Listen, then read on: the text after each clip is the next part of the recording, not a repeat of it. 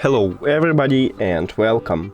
In this video I will show you how to customize gestures on your headphones Vivo TWS 2. You have to start by opening the application. Now scroll down and click to Shortcuts Action. And right here we have a lot of gestures, like all of gestures. So let's work with double press.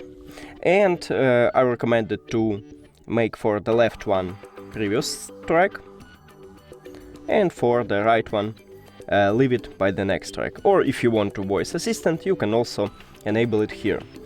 For the press and hold we can make not so much, so I'm just leave with a turn on and turn off noise cancelling, and for the right one the same, so it could be transparency mode. For the swipe we can change nothing, so I leave it here. And that's it. Thank you for watching this video. If you found it helpful, please consider subscribing to the channel and leave the like on the video. It's really important to us. See you later!